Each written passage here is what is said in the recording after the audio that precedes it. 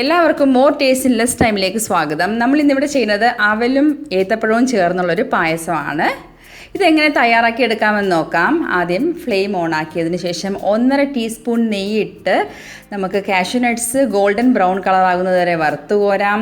ഇനി നമുക്ക് ആഡ് ചെയ്യേണ്ടത് കിസ്മിസ് അല്ലെങ്കിൽ ഉണക്കമുന്തിരിയാണ്. അതും ഗോൾഡൻ ബ്രൗൺ ഫ്ലഫി ആകുന്നത് വരെ വറുത്ത് കോരാം. ഇനി നമുക്ക് ബദാം 1 മണിക്കൂർ കുതിർത്ത് വെച്ച ബദാം നേരിയതായിട്ട് അരിഞ്ഞ് അതും വറുത്ത് കോരാം. കുറച്ച് പിസ്ത അതും ചെറുതായി അരിഞ്ഞതിന് ശേഷം വറുത്ത് കോരാം. ഇനി നമുക്ക് വേണ്ടിയത് 2 ഏത്തപ്പഴമാണ്. അതും ചെറുതായി അരിഞ്ഞത് നമുക്ക് അതേ നെയ്യിലിട്ട് തന്നെ ഒരു 5-6 മിനിറ്റ് വാട്ടിയെടുക്കാം. ഇളം ബ്രൗൺ കളറാകുമ്പോൾ നമുക്കിതിനെ വറുത്ത് കോരാം.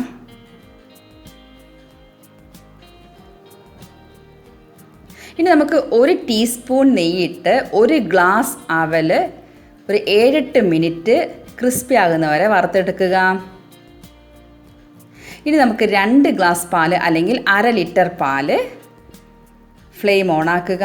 എന്നിട്ട് നമുക്ക് ആ നെയ്യിൽ വറുത്തെടുത്ത അവിൽ ചേർക്കാം. ഇനി നെയ്യിൽ വറുത്തെടുത്ത ഏത്തപ്പഴം ആഡ് ചെയ്യാം.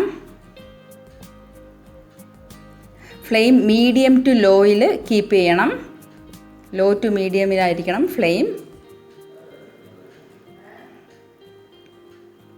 നമുക്കിനി കുറച്ച് ടേസ്റ്റ് കൂട്ടാൻ വേണ്ടി ഷുഗർ കാരമലൈസ് ചെയ്യാം. അതിനായി 8 ടീസ്പൂൺ പഞ്ചസാരയിലേക്ക് 1/4 ഗ്ലാസ് വെള്ളം 10-12 മിനിറ്റ് ലോ ടു മീഡിയം ഫ്ലെയിമിൽ വെക്കുക.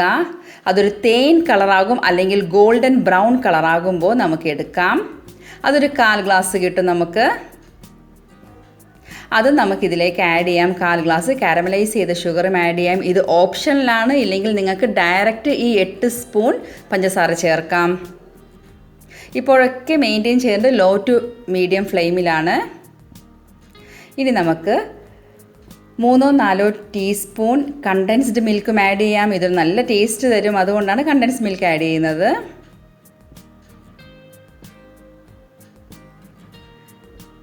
നിങ്ങളുടെ മിൽക്ക് പൗഡർ ഉണ്ടെങ്കിൽ മിൽക്ക് പൗഡർ നിങ്ങൾക്ക് ആഡ് ചെയ്യാം. 2-3 സ്പൂൺ മിൽക്ക് പൗഡറും ആഡ് ചെയ്യാം.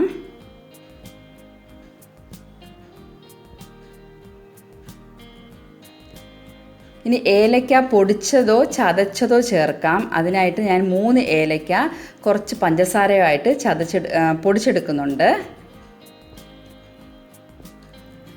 അങ്ങനെ ടോട്ടൽ ഞാനിവിടെ 10 സ്പൂൺ പഞ്ചസാരയാണ് യൂസ് ചെയ്തത്. 8 ടീസ്പൂൺ കാരമലൈസ് ചെയ്തു, 2 ടീസ്പൂൺ അല്ലാതെ ആഡ് ചെയ്തു ഏലക്കയുമായിട്ട്.